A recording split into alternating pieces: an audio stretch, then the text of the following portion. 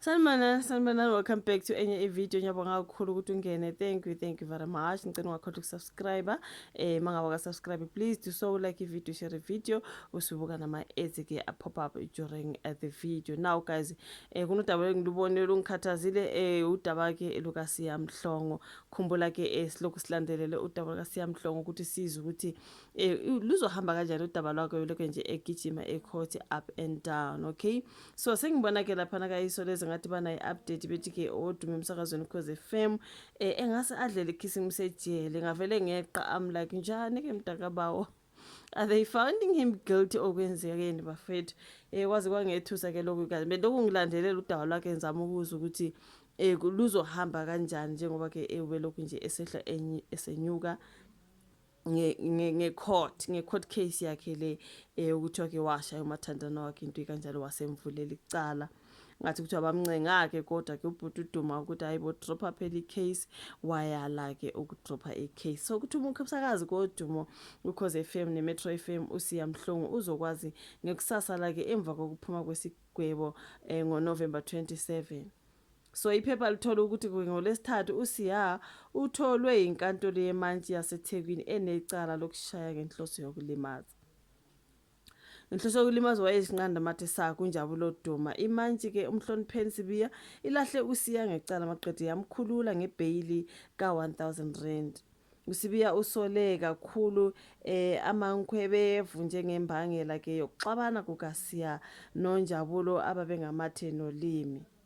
So uNjabulo wavulela uSiya icala ke ngoba phela emsola ngokumphihlisa ngebhodlela lesavana ebusweni okuyisigameko esenzeka bebuya kozithokozisa ke ebusuku kumhla kaAgasti 31 yakenye. Waveza ukuthi ke wayinyathela emsileni kuSiya ngokuthi avalelise komunye umuntu wesilisa ngokuthi nqwanqwa. Okay, sizwile ukuthi ngathi kwaba nesikhwele esithile laphana ukhona wasuke sekhweleza ngathi sekukhulunywa nomunye waba nesikhwele kwathi abantu sebesemotweni baqala ke manje ukuthi kuyixoxa leyo ndaba kwagcina sekulwiwa hayi so kuthiwa wavalelisa lo munye wathi nqwanqwa then yaqala ke inkinga wavele uSiya wathukuthela kwaba sengathi uthelwe ngezi bonkolo ke maqede wambhonya ke.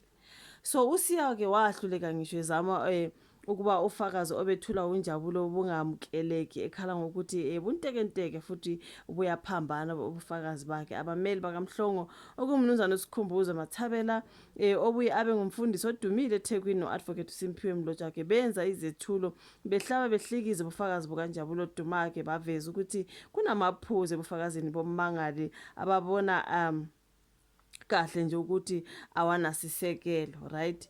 So babuza ukuthi kungani inkantolo ithembe ubufakazi obethulwa umuntu okwenzeka isigameko ecwile ezinkambeni zikaFaro. Bakhala nangokuthi ummangali wathi waklinywa ekubeni udokotela owamhlola wafika enkantolo wathi zazingekho izimpawu zokuthi ke waklinywa, right? Nakuba kunjalo ukuthi uSibiya wathi ubufakazi obuphambi kwakhe abukho ntekenteke ngalendlela abachaza ngayo futhi ke bungasetshenziswa ke ukwahlulela. Kwenzeka konke lokhu nje uSiya wayecele ukuthi Ukhozi FM lummise ekwethuleni ke ubusuku obuhle uhlelo kuze kuphothulwe ke icala nokwagcina sekuholele ekutheni engabe sabuyiswa lapha emsebenzini sekusenziwa ke izinguquko zango-April kulonyaka. So ukuthi uSiya ke bamtholene necala bafethu ingakho bebhalile nje ukuthi sekungenzeka adlele ukhisimusi ejele ngoba hayi kwaze kwanzima ke uSiya ke ngecala lakhe le lokushaya wayesinqanda lamathi sakunjabulo Duma ngathi kuyambhedela ngempela bafethu. Asethembe kodwa kungabi njalo bafethu uSiya ngadleli ukhisimusi ejele ngoba hayi Jehova njani ke mntakabawo, you know what I mean.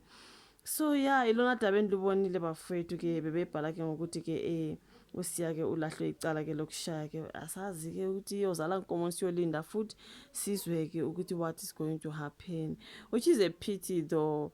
Umsebenzi ngapha swalahleka okhozini asithi swalahleka ngoba phela mangabe sokwangena omunye umuntu endaweni yakhe kusho ukuthi mhlawumbe uzothi mase eqedile everything babuye bambuyisele emsebenzini kwazi bani, you know what I mean. Mhlawumbe nje kwabe kuphela kwendaba nje sezwa phela kuthiwa wabuyela wathi uzocela umsebenzi wakhe bathi awume kancane uqala uqede nge-court case uzothi ubuye. Kodwa emveni kwalokho wasekuba khona kuthatha indawo yakhe ngesikhathi kwenziwa izinguquko leziyana zango-April.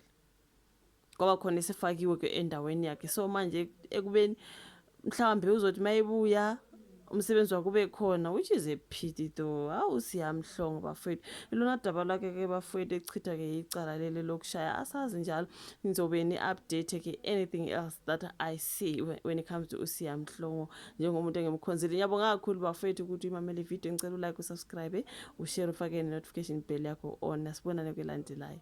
Bye.